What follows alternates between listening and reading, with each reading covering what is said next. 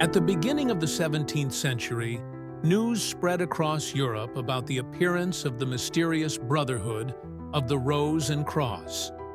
Mysterious manifestos promised a revolution in science, religion, and society. Who was behind these texts? Did the Rosicrucians really exist? And how did their ideas change the course of European history? Today, we will uncover one of the greatest mysteries of the past and learn how a group of mystics became the driving force behind the scientific revolution. The Rosicrucians forever changed humanity's understanding of science, religion, and society. Their legacy lives on today in every scientific discovery, in every quest for truth and justice. Subscribe to the channel to learn more amazing stories about the secret societies that shaped our world. And be sure to share in the comments. Do you think modern science needs to return to the Rosicrucian ideals of serving humanity? In 1614, news spread across Europe that shook the scientific world. A mysterious manifesto entitled Fama Fraternitatis, the fame of the Brotherhood, appeared in Germany. This small treatise, printed in Kassel, told of a secret society of sages who possessed the greatest secrets of alchemy, medicine, and divine wisdom. They called themselves the Rosicrucians, the Brotherhood of the Rose and Cross. The manifesto was written in simple but solemn language. The authors claimed that their order had existed for over 100 years, but now it was time to reveal itself to the world. They promised to share knowledge that could transform science, medicine, and religion. But who were these mysterious sages? Where was their headquarters? How could one join them? There were no answers. No one knew who wrote the manifesto. No one could find representatives of the order. Attempts to contact the Rosicrucians ended in failure. It seemed that the Brotherhood of the Rose and Cross existed only on the pages of books. But the influence of these texts was striking. A year later, a second manifesto appeared, Confessio Fraternitatis, Confession of the Brotherhood. It was even more mysterious and philosophical. The authors spoke of the coming reform of all humanity, of a new golden age when science and religion would unite in the search for truth. They criticized the scholastic philosophy of universities and called for the practical study of nature. The third text, which appeared in 1616, was quite special.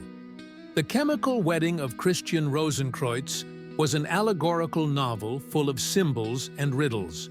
The main character embarked on a mystical journey, where he participated in alchemical operations and spiritual transformations. This text became a model for many generations of alchemists and mystics. The Rosicrucian manifestos spread with incredible speed. They were translated into Latin, French, English, and Dutch.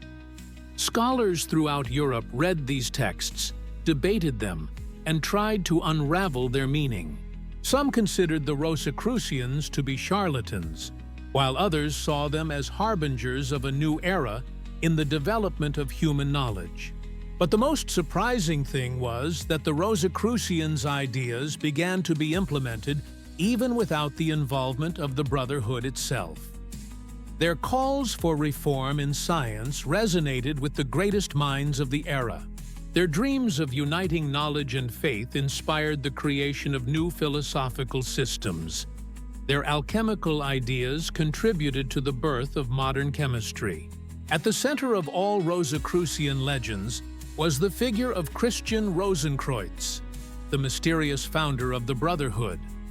According to the manifestos, he was born in 1378 into a noble but impoverished German family. At the age of 5, the boy was sent to a monastery where he received a basic education. But fate had a completely different path in store for him.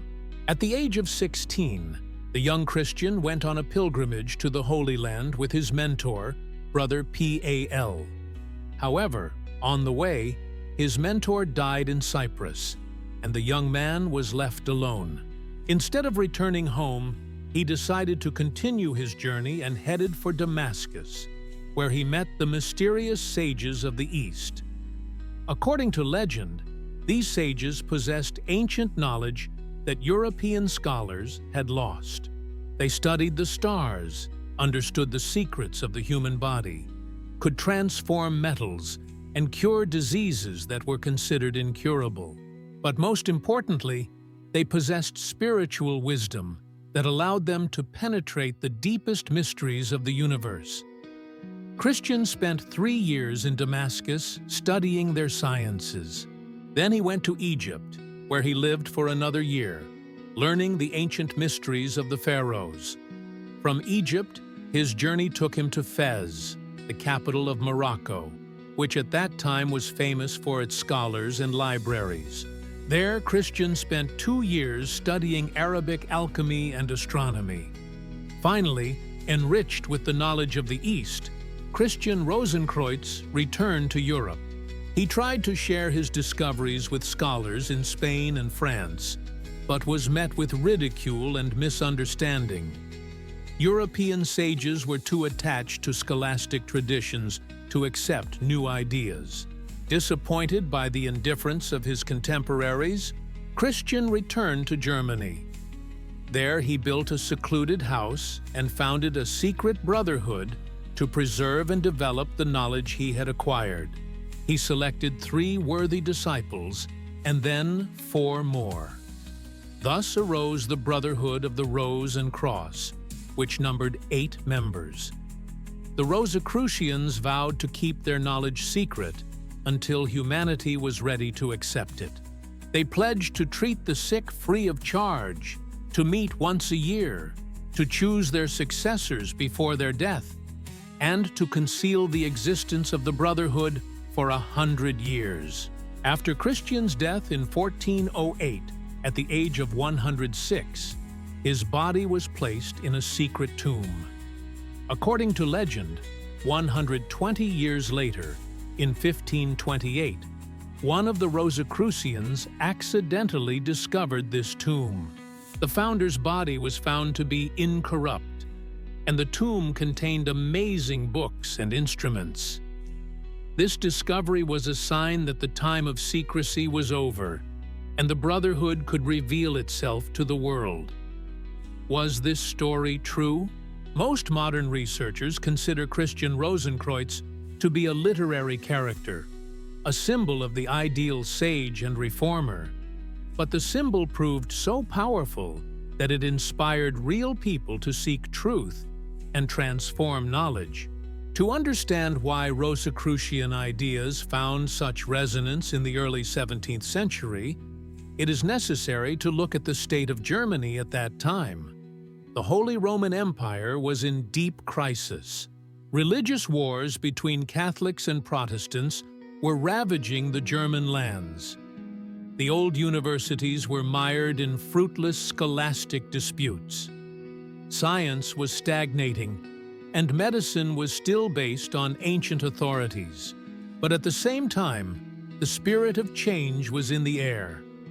Copernicus overturned ideas about the structure of the world.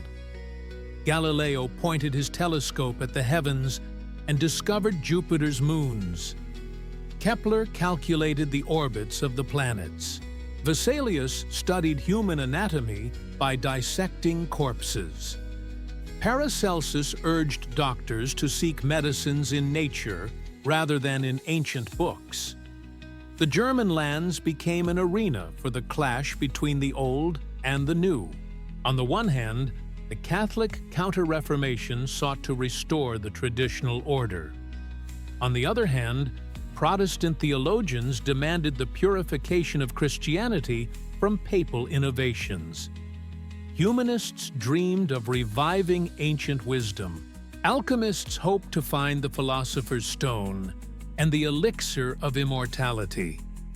In this atmosphere of fermenting minds, the Rosicrucian manifestos sounded like a breath of fresh air.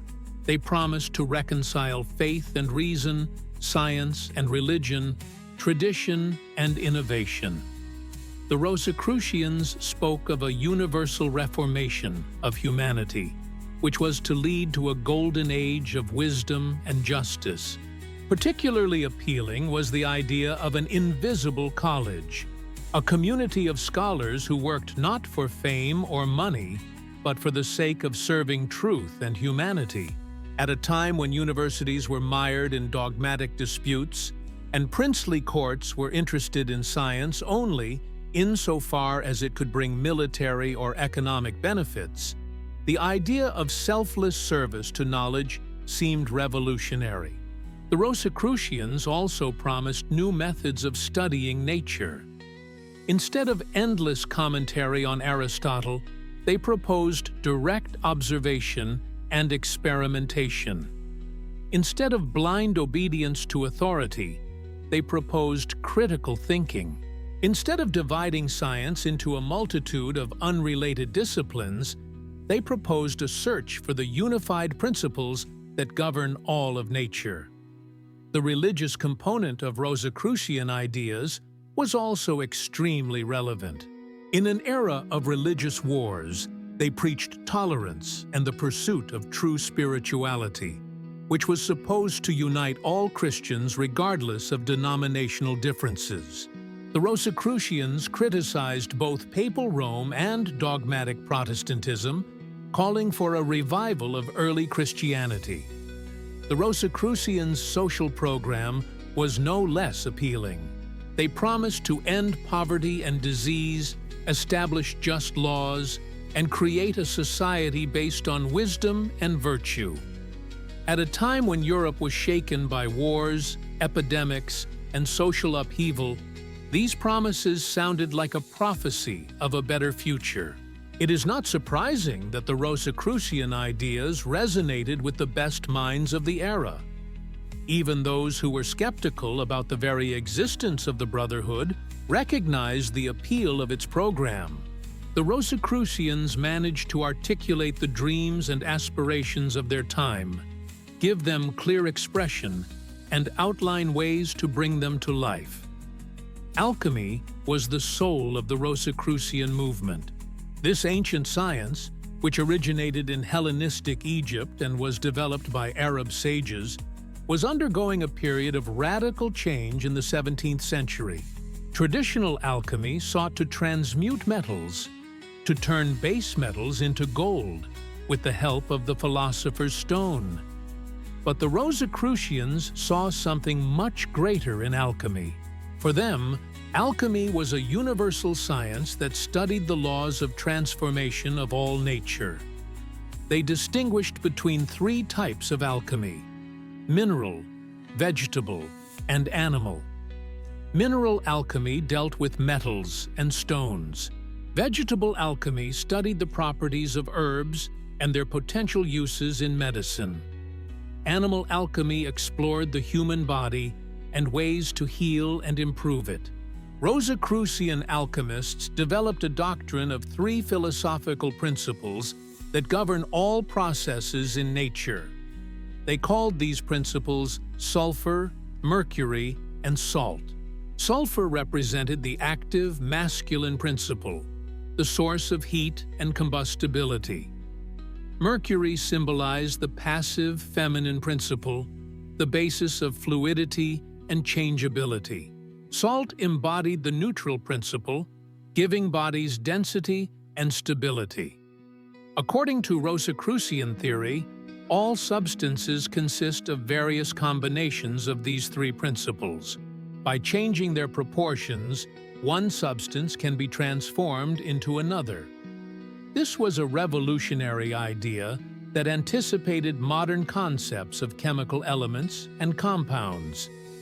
But the Rosicrucians went even further. They claimed that the same principles apply not only to the world of minerals, but also to plants, animals, and even the human soul. They explained illness as an imbalance between sulfur, mercury, and salt in the body. Treatment consisted of restoring this balance with specially prepared medicines. Rosicrucian doctors rejected traditional medicine based on the doctrine of the four humors. Instead of bloodletting and cleansing procedures, they used chemical preparations obtained from minerals, plants, and animal substances. Their medicines often proved to be more effective than traditional remedies. The Rosicrucians paid particular attention to the study of the nature of light. They considered light to be the basis of all life processes and sought to understand its role in plant growth, animal health, and human spiritual development. These studies led them to important discoveries in the fields of optics and physiology. Rosicrucian alchemy was closely linked to astrology. Alchemists believed that celestial bodies influenced earthly processes and took astrological factors into account when conducting their operations. Each metal corresponded to a specific planet: gold to the sun, silver to the moon, iron to Mars, copper to Venus, tin to Jupiter, and lead to Saturn. The most important achievement of the Rosicrucian alchemists was the development of new experimental methods. They created more sophisticated furnaces, invented new methods of distillation and purification of substances, and learned to accurately measure temperature and reaction times. These methods formed the basis of modern experimental chemistry. The Rosicrucians also made an important contribution to the development of chemical terminology. Many of the terms we use today were introduced by them. They were the first to compile systematic descriptions of chemical processes and laid the foundations for scientific chemical literature. The appearance of the Rosicrucian manifestos caused a real sensation in the scientific world of Europe. German intellectuals were the first to respond to the call of the mysterious Brotherhood, but soon the movement spread far beyond the borders of Germany. Every educated person considered it their duty to express their opinion about the Rosicrucians, some with enthusiasm, others with indignation. Among the first enthusiasts of Rosicrucian ideas was Julius Sperber, a Lutheran pastor from Augsburg. In 1615, he published a treatise entitled Echo of the Brotherhood, in which he warmly welcomed the appearance of the Rosicrucians and called on them to reveal themselves to the world as soon as possible. Sperber saw in the Rosicrucians the fulfillment of biblical prophecies about the coming kingdom of justice. Gabriel Naudet, a French physician and librarian, was no less enthusiastic about the Rosicrucians. He wrote a series of letters in which he analyzed the Rosicrucian manifestos and attempted to decipher their hidden meaning. Naudet was convinced that behind the manifestos were real people with unique knowledge in the fields of medicine and natural philosophy. Doctors and alchemists showed particular interest in the Rosicrucians.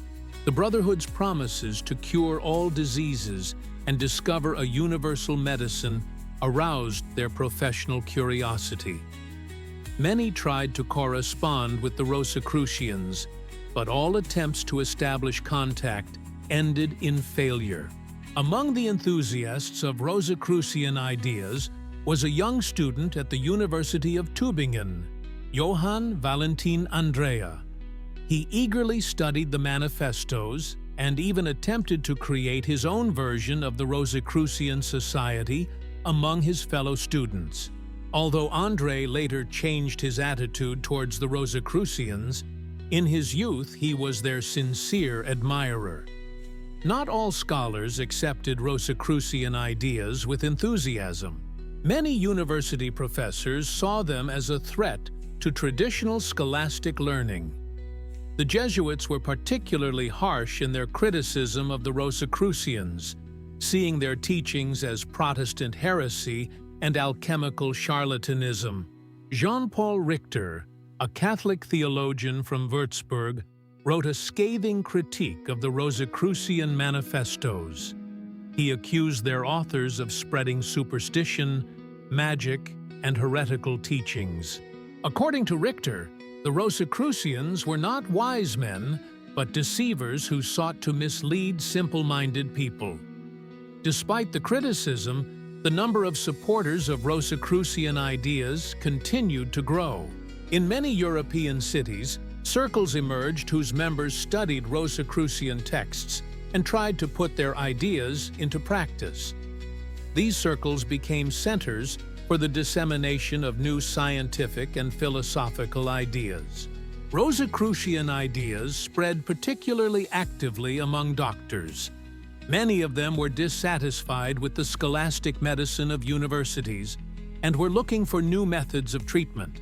The Rosicrucians' promises of chemical medicines and universal remedies seemed extremely attractive to them. Astronomers also showed interest in the Rosicrucians.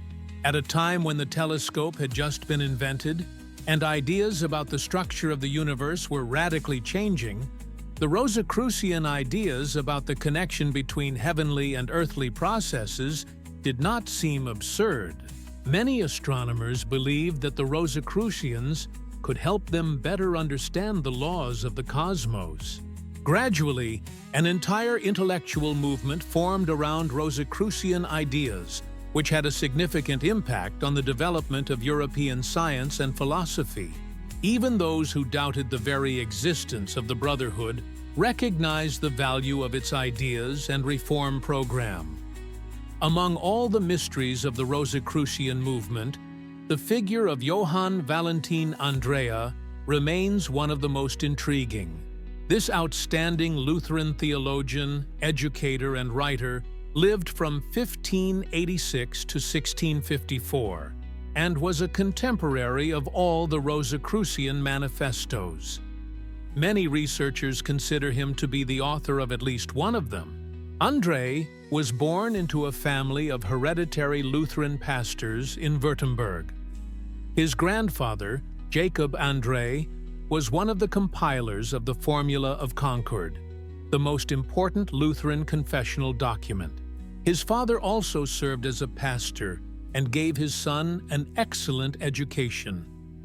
From childhood, Johann Valentin studied Latin, Greek, Hebrew, theology, philosophy, and mathematics. At the University of Tübingen, the young André became acquainted with the ideas of humanism and Reformation theology. He was a brilliant student, but his restless mind was not satisfied with traditional scholastic learning. André was interested in alchemy, astronomy, medicine, all the sciences that the official university program ignored or condemned. It was during his student years that André became acquainted with the Rosicrucian manifestos.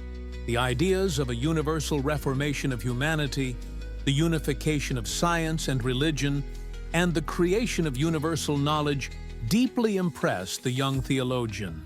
He even attempted to create a society among his fellow students that would embody the Rosicrucian ideals. In 1616, the same year that The Chemical Wedding of Christian Rosenkreutz was published, André received his master's degree in theology.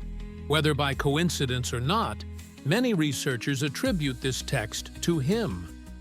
The allegorical novel about the hero's mystical journey does indeed correspond to André's literary tastes and philosophical interests.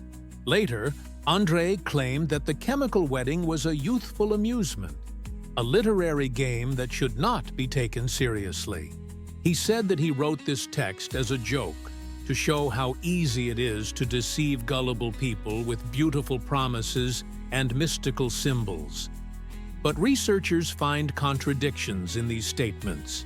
If The Chemical Wedding was really a joke, why did André never publish it under his own name? Why did he so carefully conceal his authorship? And most importantly, why does a text supposedly written to mock gullibility contain such profound philosophical and theological ideas? It is more likely that André was indeed one of the authors of the Rosicrucian manifestos, but later, when the movement took a form he found undesirable, he decided to distance himself from them.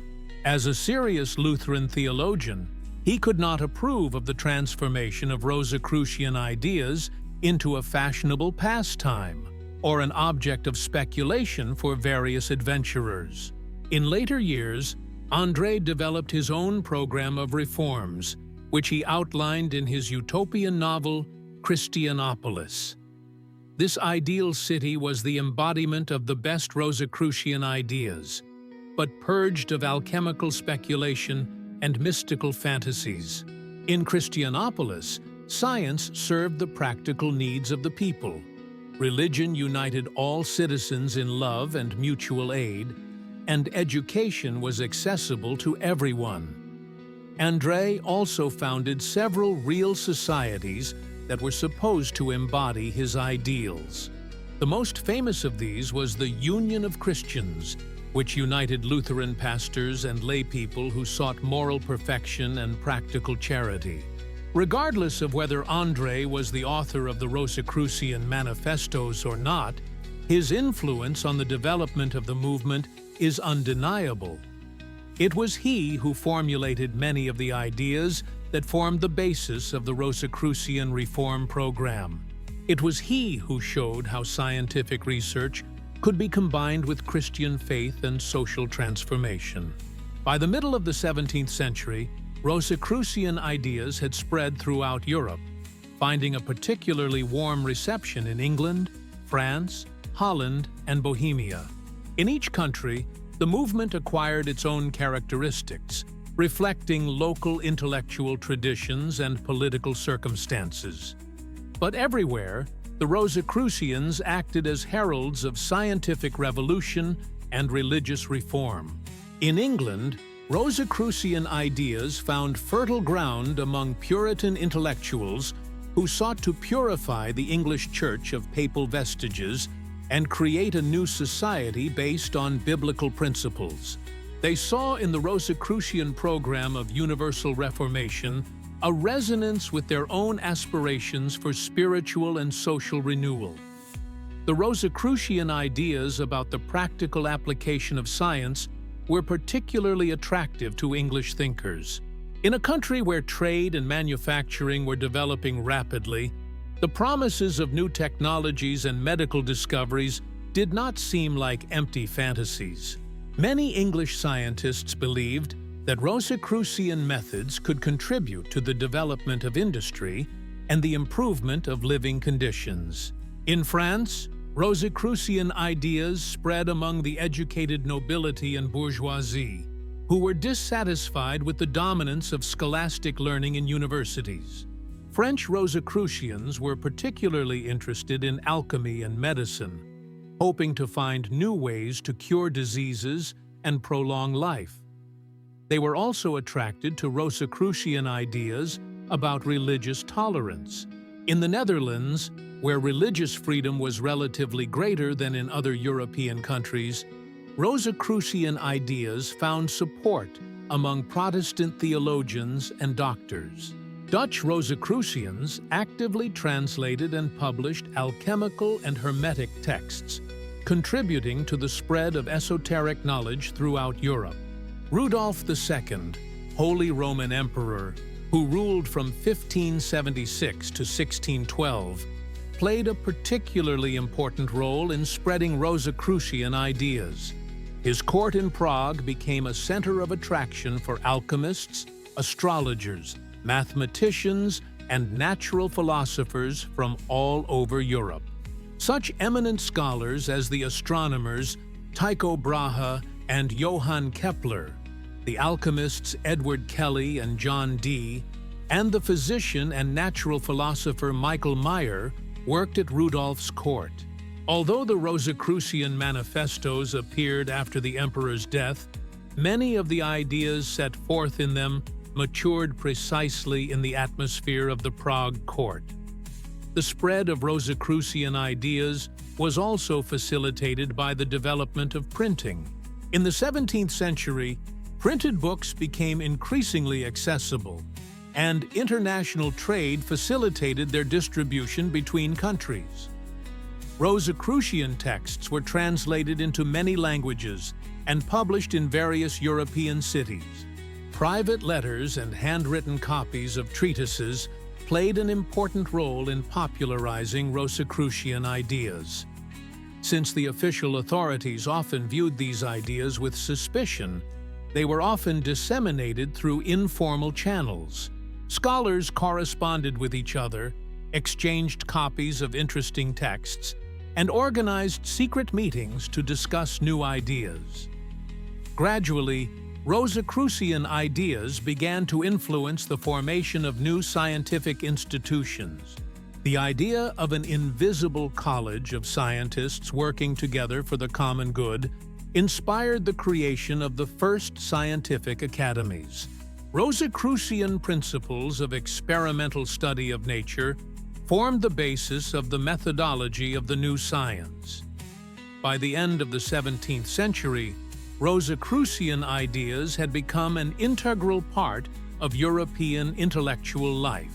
Even those who were critical of the alchemical and mystical aspects of Rosicrucianism recognized the value of its program of scientific and social reform. The Rosicrucians succeeded in formulating the ideals of the era and pointing out ways to achieve them. Among all European countries, it was in England that Rosicrucian ideas received the most systematic development and practical implementation.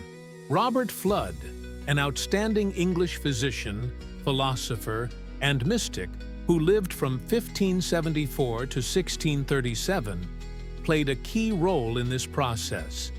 He became the chief defender and interpreter of Rosicrucian ideas in the English-speaking world. Fludd was educated at Oxford University, where he studied medicine and philosophy. But his real education came during a long journey through continental Europe, where he became acquainted with the latest achievements in alchemy, astronomy, and Hermetic philosophy. He was particularly impressed by his contacts with scholars at the court of Rudolf II in Prague. Upon his return to England, Fludd established a medical practice in London and quickly gained a reputation as an outstanding physician. He used new chemical medicines, employed astrology for diagnosis and treatment, and developed original methods of therapy based on Hermetic principles. Many of his patients were cured of diseases that other doctors considered incurable. When the first Rosicrucian manifesto was published in 1614, Fludd immediately responded with a series of treatises in which he ardently defended the Brotherhood from the attacks of its critics. He claimed that the Rosicrucians really existed and possessed unique knowledge that could transform the world. Fludd developed a detailed philosophical system that combined Rosicrucian ideas with Christian theology, Hermetic philosophy, and the latest scientific discoveries. At the heart of his system lay the doctrine of two opposing principles, light and darkness, which interact in all processes of the universe. According to Fludd, light represents divine energy, the source of all positive qualities and processes. Darkness symbolizes matter, the passive basis of the universe, which is devoid of activity in itself. All natural phenomena arise from the interaction of light and darkness, spirit and matter, active and passive principles. This cosmological scheme allowed Fludd to explain a wide variety of phenomena, from the movement of planets to the processes of digestion in the human body. He created a grandiose picture of the universe in which the macrocosm and microcosm, heavenly and earthly processes, were connected by a complex system of correspondences and analogies. Fludd also made an important contribution to the development of experimental science. He conducted research in the fields of optics, acoustics, magnetism, and chemistry. His experiments with magnets anticipated Hilbert's discoveries in the field of terrestrial magnetism. His research on sound formed the basis for later work on acoustics. Flad's medical research was particularly important. He developed new diagnostic methods based on the study of the pulse, urine, and astrological factors. His chemical medicines often proved to be more effective than traditional herbal remedies. Flad was also one of the first doctors to use magnetism for therapeutic purposes. Flad's influence on English intellectual life was enormous. His students and followers spread Rosicrucian ideas in various circles of English society. Many of them became members of the Royal Society, founded in 1660 as the world's first National Academy of Sciences. It was thanks to the activities of Flad and his followers that England became the center of the European Rosicrucian movement. English Rosicrucians maintained contacts with like-minded people in other countries, translated and published alchemical texts, and promoted the international exchange of scientific ideas. Flad died in 1637, but his influence continued to be felt for many years to come. His philosophical system inspired generations of English thinkers, and his medical methods contributed to the development of scientific medicine in England. One of the most mysterious figures of the Rosicrucian movement was Michael Meyer, a German physician, alchemist, and composer who lived from 1568 to 1622. His life and work were closely intertwined with the fates of European monarchs, and his writings had a huge impact on the development of the alchemical tradition. Meyer was born in Rendsburg in the Duchy of Holstein and received his medical education at the universities of Rostock and Padua. From an early age, he showed an interest in alchemy and Hermetic philosophy, but his real career began at the court of Emperor Rudolf II in Prague, where he arrived in 1593. At that time, the Prague court was the center of European alchemy. Emperor Rudolf, who was fascinated by the occult sciences, gathered around him outstanding scientists, alchemists, and astrologers. Tycho Brahe and Johannes Kepler worked here, and Edward Kelly and John Dee conducted experiments here. In this atmosphere of intellectual ferment, ideas were formed that later found expression in the Rosicrucian manifestos. Meyer quickly gained the emperor's trust and was appointed his personal physician. But his interests went far beyond medicine. He studied alchemy, astrology, music, and mathematics. He was particularly attracted to the idea of universal harmony, which connects all levels of the universe, from the movement of the planets to the chemical processes in the human body. After Rudolf's death in 1612, Meyer entered the service of his successor, Matthias, but soon left Prague and set off on a journey through Europe. He visited England, where he met Robert Fludd and other English Rosicrucians, then moved to the Netherlands, where he spent several years engaged in alchemical research. It was during this period that Meyer created his major works. The most famous of these was The Fleeing Atalanta, a unique book that combined alchemical emblems, poetic texts, and musical compositions. Each emblem was accompanied by a poem and a melody, creating a synthesis of visual, literary, and musical art. The fugitive Atalanta represented an allegory of the alchemical process in the form of the ancient Greek myth of Atalanta and Hippomenes. The reader had to not only study the images and texts, but also perform the music in order to fully understand the meaning of the alchemical operations. It was a revolutionary idea for its time, using all the senses to comprehend scientific truths. Meyer also wrote several treatises defending the Rosicrucians from their critics. He argued that the Brotherhood really existed and that its goals were entirely consistent with the interests of humanity.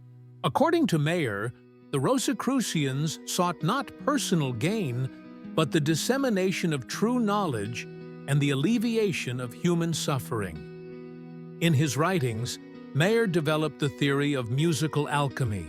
He believed that alchemical processes obey the same laws of harmony as musical compositions. A correctly performed alchemical operation should sound like a beautiful melody, while dissonances indicate errors in the work. This idea was not as fantastic as it may seem to a modern reader. At that time, many scientists believed in the musical nature of the cosmos. Kepler spoke of the music of the spheres, created by the movement of the planets. Galileo studied the mathematical foundations of musical harmony. The connection between music and the natural sciences seemed obvious.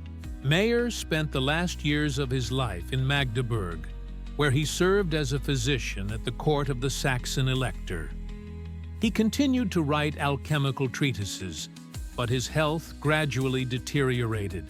Mayer died in 1622, leaving behind a rich scientific and artistic legacy. Mayer's influence on the development of the Rosicrucian movement cannot be overestimated. His writings were translated into many languages and studied by alchemists throughout Europe.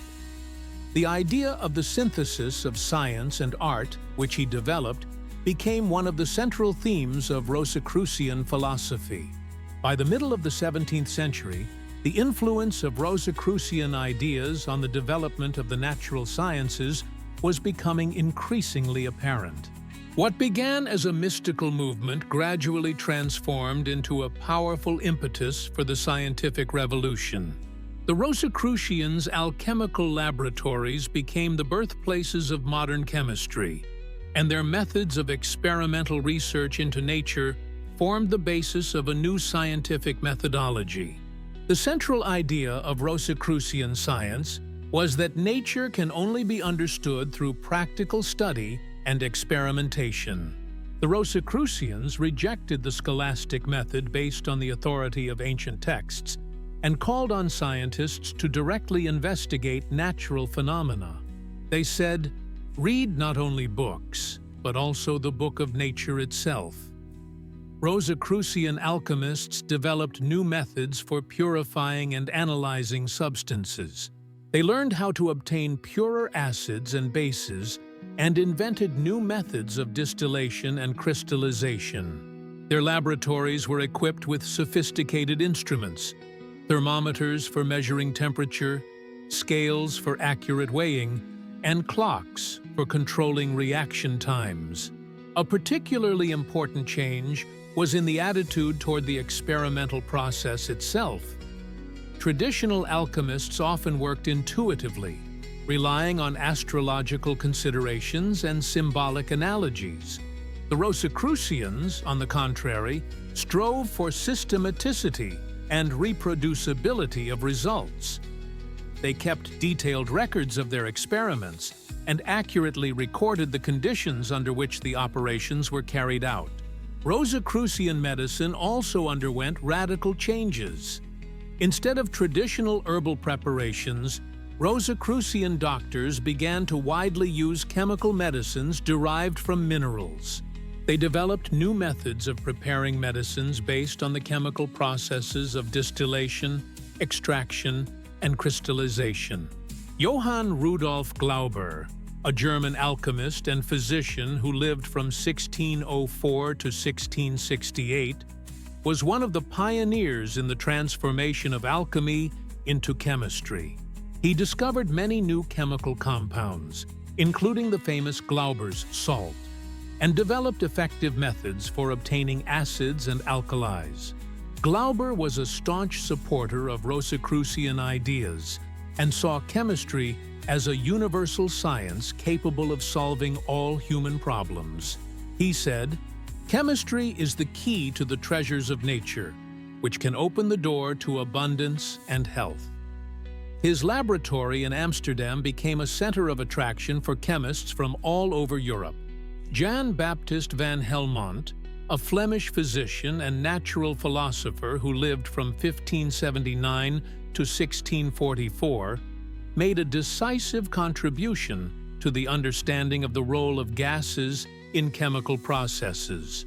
He introduced the term gas to describe air-like substances and showed that air consists of various gases with different properties. Van Helmont also conducted a famous experiment with a willow tree, which refuted the ancient theory that plants obtain nutrients from the soil. He showed that plant growth occurs mainly through water, laying the foundation for the future understanding of photosynthesis. Rosicrucian ideas also influenced the development of physics. Robert Boyle, an English natural philosopher who lived from 1627 to 1691, was familiar with the writings of Robert Fludd and other Rosicrucian authors. His famous law linking pressure and volume of gas was obtained using an experimental method that largely stemmed from the Rosicrucian tradition. Boyle also made a decisive contribution to the formation of the concept of the chemical element. In his work, The Skeptical Chemist, he criticized the traditional alchemical theory of the three principles, mercury, salt, and sulfur, and proposed defining elements as the simplest substances that cannot be broken down into simpler components.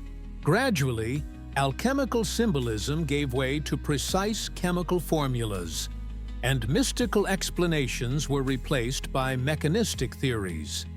But this transition did not happen immediately. Many prominent scientists of the 17th and even 18th centuries continued to believe in the possibility of transmuting metals and searching for the philosopher's stone. A change in the goals of scientific research played an important role in this process. The Rosicrucians sought not only to discover the truth, but also to apply their knowledge for the benefit of humanity. This approach contributed to the development of applied chemistry, metallurgy, ceramics, the production of dyes, medicines, and explosives. By the end of the 17th century, chemistry had finally separated from alchemy and became an independent science with its own methods, theories, and practical tasks. But the origins of this transformation can be found in the Rosicrucian laboratories, where the program of systematic experimental study of material nature was first formulated. The influence of the Rosicrucian movement on religious life in Europe was no less significant than on the development of science. At a time when the Christian world was divided by religious wars between Catholics and Protestants, the Rosicrucians offered a third way, a return to the origins of the Christian faith, purified of dogmatic layers and political manipulations. The Rosicrucian religious program was based on the idea of a universal reformation of Christianity. They called for the rejection of external rituals in favor of inner spiritual experience, the replacement of scholastic theology with practical piety, and the unification of all Christian denominations on the basis of love and mutual understanding. Particularly appealing was the Rosicrucian idea that true Christianity should be based on the study of two books, the Holy Scriptures and the Book of Nature. God reveals himself not only through biblical revelation, but also through creation. So the study of nature is the religious duty of every Christian. This idea found a warm response among Protestant theologians who sought to limit the power of the church hierarchy and give believers direct access to the sources of religious truth. The Rosicrucian call to study nature as a way of knowing God fit perfectly with the Protestant principle of Scripture alone. Johann Arndt, a German Lutheran theologian who lived from 1555 to 1621, became one of the main proponents of Rosicrucian ideas in Protestant theology.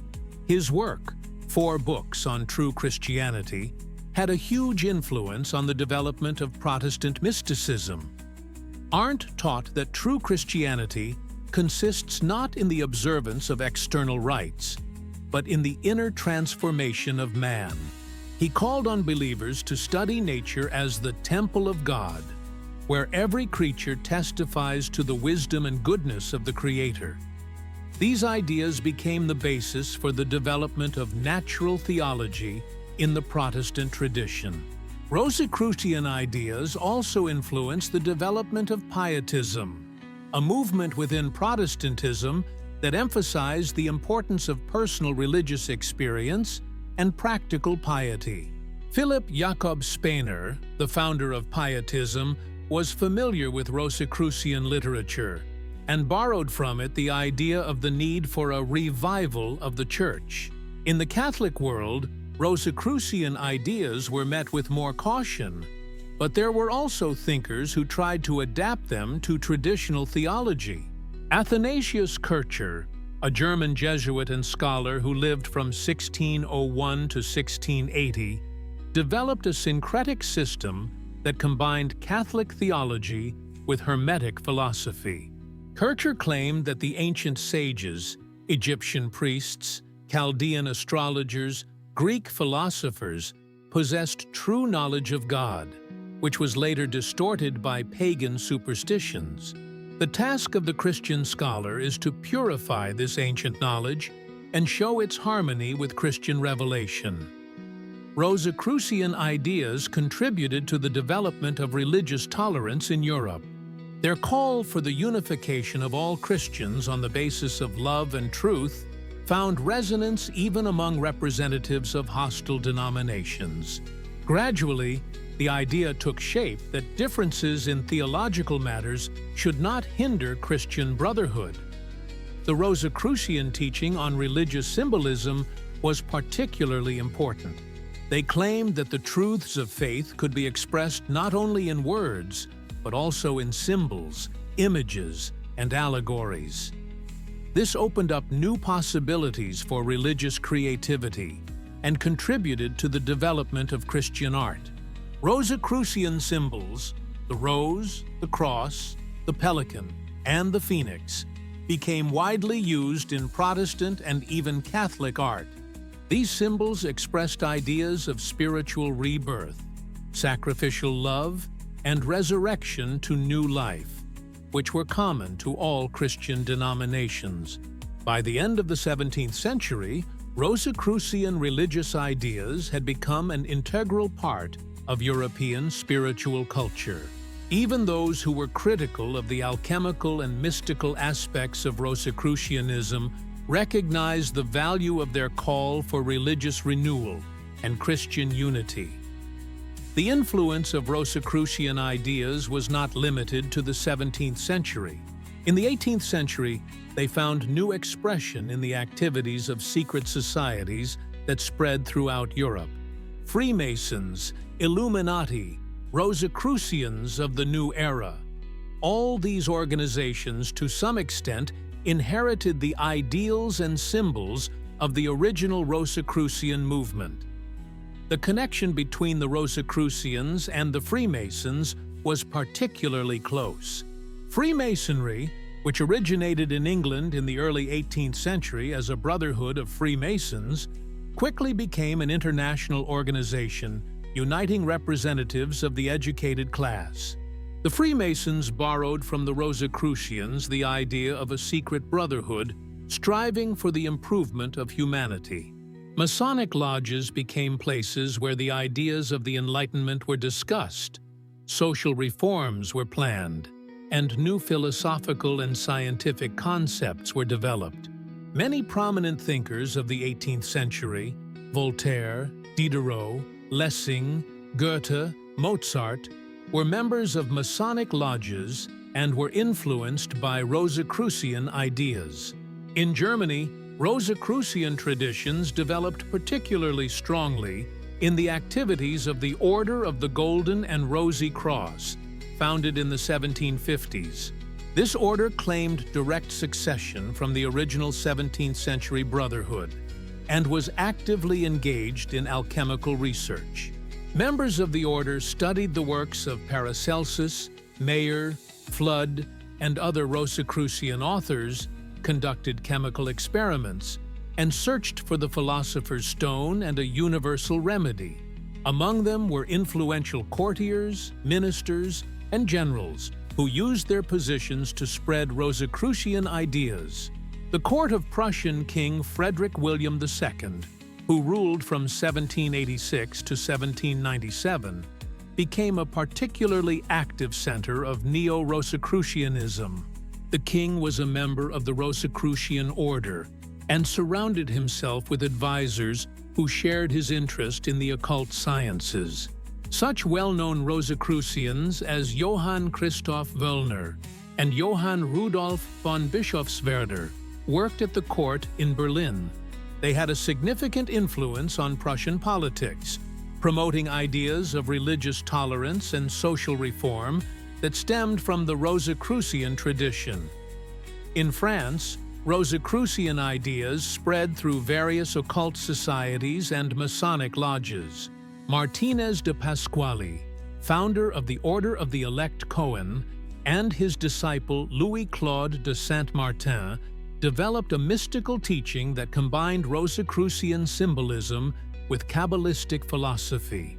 Count Alessandro Cagliostro, an enigmatic figure of the 18th century, also claimed to be connected to the Rosicrucian tradition. He founded the Egyptian rite of Freemasonry, which included alchemical and magical elements. Although many considered Cagliostro a charlatan, his activities contributed to the popularization of esoteric ideas in aristocratic circles. In Russia, Rosicrucian ideas penetrated through Masonic lodges, which appeared in the mid-18th century. Russian Freemasons studied translations of Rosicrucian texts, engaged in alchemical experiments, and established charitable institutions. The Moscow Rosicrucians, led by Nikolai Novikov, were particularly active. Novikov, an educator and publisher, was a staunch supporter of Rosicrucian ideals. He published translations of mystical writings, organized schools and hospitals, and tried to bring the idea of serving humanity to life. His activities had a significant impact on the development of Russian culture and social thought. The secret societies of the 18th century were not limited to mystical pursuits. Many of them were actively involved in political life, seeking to realize the Rosicrucian ideals of a just society. Freemasons played an important role in the American Revolution and the French Revolution, attempting to build a new world based on reason and virtue. By the end of the 18th century, Rosicrucian ideas were firmly rooted in European culture. They influenced literature, music, the visual arts, and political thought. Even those who were skeptical of alchemy and mysticism recognized the value of the Rosicrucian ideals of brotherhood, tolerance, and service to truth. Among the greatest minds influenced by Rosicrucian ideas, Isaac Newton and Gottfried Wilhelm Leibniz occupy a special place. These giants of scientific thought, who laid the foundations of modern physics and mathematics, were well acquainted with alchemical and hermetic literature and used some Rosicrucian concepts in their research. Newton, who lived from 1642 to 1727, devoted no less time to alchemy than to physics and mathematics. His library contained works by Robert Fludd, Michael Meyer, Johann Valentin Andrea, and other Rosicrucian authors. Newton carefully studied their works, made excerpts, and conducted alchemical experiments. The influence of the alchemical tradition on Newton's work was evident not only in his secret pursuits, but also in his official scientific works. The concept of gravity, which formed the basis of his mechanics, largely stemmed from Hermetic ideas about the universal connection and interaction of all parts of the universe. Newton also shared the Rosicrucian idea that the ancient sages possessed true knowledge of nature, which was subsequently lost or distorted. He believed that his own discoveries represented a restoration of this ancient knowledge, rather than the creation of fundamentally new theories. Of particular importance to Newton was the Rosicrucian concept of active principles in nature. Instead of a purely mechanistic explanation of natural processes, he posited the existence of immaterial forces that govern the motion of matter. These ideas anticipated modern concepts of fields and energy. Leibniz, who lived from 1646 to 1716, also showed a keen interest in Rosicrucian ideas. In his youth, he even attempted to establish contact with secret societies that claimed to be connected to the Rosicrucian tradition. Although these attempts were unsuccessful, his study of Hermetic literature influenced his philosophy. Leibniz's concept of monads, simple, indivisible substances of which all things are composed, had clear parallels with alchemical ideas about the fundamental principles of nature. His idea of a pre-established harmony between all parts of the universe also drew on the Hermetic tradition. Of particular importance was Leibniz's program to create a universal language of science and logic. This idea largely echoed the Rosicrucian dreams of universal knowledge that would unite all sciences into a single system. Leibniz hoped that such a language would help overcome religious and national differences. The influence of Rosicrucian ideas can also be found in the works of other prominent thinkers of the era. Johann Kepler, who discovered the laws of planetary motion, was familiar with the writings of Robert Fludd and debated with him on questions of cosmology. Although Kepler criticized Fludd's system, he borrowed from it the idea of the mathematical harmony of the universe. René Descartes, the founder of modern philosophy, was also influenced by Rosicrucian ideas. In his youth, he was interested in alchemy and Hermetic philosophy, and his famous method of scientific research had some parallels with Rosicrucian principles of studying nature. Francis Bacon, the creator of experimental science, was well acquainted with Rosicrucian literature. His utopian novel New Atlantis described an ideal state ruled by scientists, which clearly echoed Rosicrucian ideals. Bacon's program of the Great Restoration of the Sciences also had Rosicrucian roots. Even skeptics such as Pierre Bayle and David Hume could not completely ignore the influence of Rosicrucian ideas on the intellectual life of their time. Their criticism of mysticism and superstition was largely a reaction to the widespread prevalence of Hermetic concepts in educated society. By the end of the 17th century, Rosicrucian ideas had become an integral part of the European intellectual tradition. They influenced the formation of scientific methodology, philosophical systems, religious movements, and social utopias.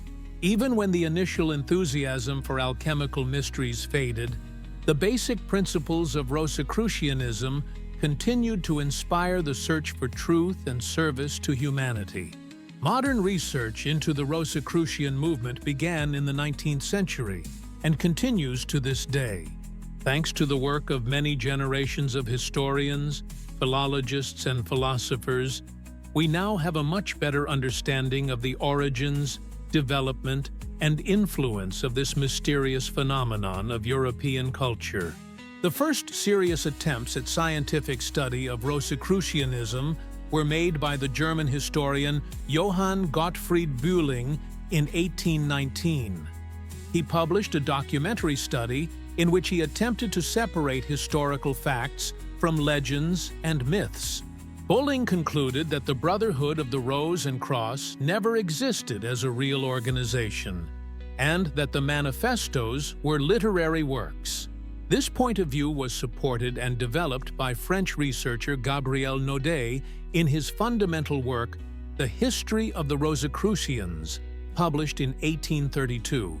Noted showed that many elements of the Rosicrucian legend were borrowed from earlier sources, and that the entire story of Christian Rosenkreuz was a work of fiction. However, in the 20th century, researchers began to focus not only on the question of the Brotherhood's reality, but also on the influence of Rosicrucian ideas on European culture. British historian Frances Yates, in her works Giordano Bruno and the Hermetic Tradition and the Rosicrucian Enlightenment, showed that the Rosicrucian movement played a key role in the intellectual revolution of the early modern period. Yates proved that Rosicrucian ideas contributed to the formation of a new attitude towards science, religion, and society. Even if the Brotherhood itself was a literary fiction, its influence on real history was quite tangible. Rosicrucian manifestos became a catalyst for intellectual and social change. German researcher Carlos Gilli conducted a detailed analysis of 17th-century libraries and archives and discovered numerous documents attesting to the widespread dissemination of Rosicrucian ideas among European intellectuals. He also identified many real people who considered themselves Rosicrucians or sympathized with their ideals. American historian Stephen Klukas researched the connection between Rosicrucianism and the development of experimental science in the 17th century. He showed that many of the methods and principles that form the basis of modern scientific methodology were first formulated in Rosicrucian texts.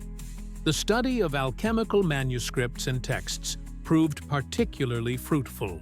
American researcher Lawrence Principe demonstrated that medieval and Renaissance alchemy was much more systematic and rational than was commonly believed. Many alchemical procedures were entirely scientific experiments. British historian Michael Hunter traced the influence of Rosicrucian ideas on the formation of the Royal Society in London. He showed that many of the founders of this first National Academy of Sciences were influenced by the Rosicrucian program of collective study of nature. Dutch researcher Joseph Stuberg studied the spread of Rosicrucian ideas in various European countries. His work showed that the movement was truly international in nature and contributed to the formation of a pan-European intellectual community. Modern research has also shed light on the authorship of the Rosicrucian manifestos. Most scholars today believe that the texts were created by a group of Lutheran theologians and intellectuals in Tübingen in the early 17th century. Johann Valentin André played a central role in this circle. New archaeological and archival discoveries continue to expand our understanding of the Rosicrucian movement. In recent decades, previously unknown manuscripts, correspondence between Rosicrucian authors, and documents from secret societies of the 18th century have been discovered. Research into the relationship between Rosicrucianism and other intellectual currents of the era, humanism, the Reformation, the scientific revolution, and the early Enlightenment, has become particularly important. Scholars have shown that the Rosicrucian movement was not an isolated phenomenon, but rather one of the manifestations of the profound cultural transformations of the early modern period. Today, Rosicrucianism is studied not only by historians, but also by specialists in the history of science, religion, literature, and art. An interdisciplinary approach allows for a better understanding of the complexity and multifaceted nature of this remarkable phenomenon of European culture. The legacy of the Rosicrucian movement extends far beyond the 17th century and continues to influence contemporary culture. In the 21st century, as humanity faces global challenges and seeks new paths for development, Rosicrucian ideals remain relevant and inspiring. Above all, the Rosicrucians laid the foundations for the modern understanding of science as a collective enterprise for the benefit of humanity. Their idea of an invisible college of scientists working together for common goals was embodied in the creation of national academies of sciences, international research organizations, and global scientific networks. The Rosicrucian principle of experimental study of nature became the foundation of the scientific method. Their persistent calls to read the book of nature directly, rather than relying on ancient authorities, contributed to the formation of an empirical approach to knowledge. Modern science is in many ways the realization of the Rosicrucians' dreams of a systematic study of the universe. Rosicrucian ideas about the unity of all sciences have also been embodied in modern interdisciplinary research. Their quest to find universal principles governing nature anticipated attempts to create a unified field theory in physics, a systematic approach in biology, and integrative concepts in the human sciences. The influence of Rosicrucianism on the development of medicine cannot be overestimated. Their criticism of traditional scholastic medicine and calls for the use of chemical drugs contributed to the development of pharmacology. The Rosicrucian understanding of disease as an imbalance in the body anticipated modern holistic approaches to health. Rosicrucian ideas also left a deep mark on education. Their program of comprehensive personal development, combining intellectual, moral, and spiritual improvement, formed the basis of humanistic pedagogy. The Rosicrucian ideal of the scholar as a mentor and healer of humanity continues to inspire educators around the world. The social ideals of the Rosicrucians, justice, brotherhood, service to the common good, are reflected in democratic movements and social reform programs.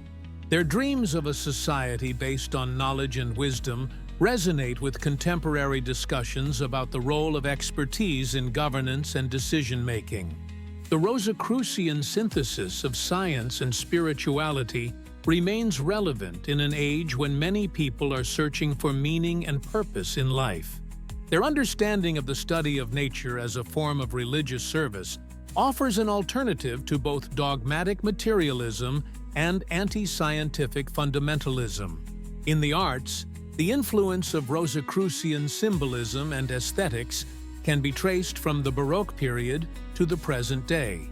Their idea of synthesizing different art forms, visual, musical, literary, anticipated contemporary multimedia forms of creativity. Rosicrucian ideas about religious tolerance and the unity of all truth seekers remain relevant in a multi-faith and multicultural world. Their calls for dialogue between different traditions are in tune with contemporary efforts to build a tolerant society. The ecological aspects of the Rosicrucian heritage also deserve attention. Their understanding of nature as God's temple, which requires respectful study and preservation, anticipated modern ecological ethics. The Rosicrucian idea of harmony between man and nature is relevant in an era of ecological crisis. Of course, not all aspects of the Rosicrucian heritage have stood the test of time. Their alchemical speculations, astrological theories, and mystical fantasies seem naive from the point of view of modern science. But this does not diminish the significance of their main contribution: the formulation of ideals and principles that continue to guide the human search for truth and justice.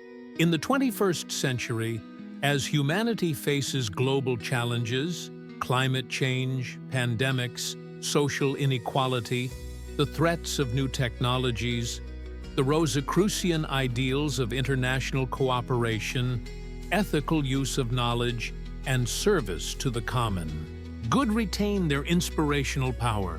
The Rosicrucians showed that science and spirituality, knowledge and wisdom, individual improvement and social responsibility are not contradictory, but can be combined in a harmonious synthesis. This lesson remains relevant for all who seek to make the world a better place through reason, knowledge, and goodwill.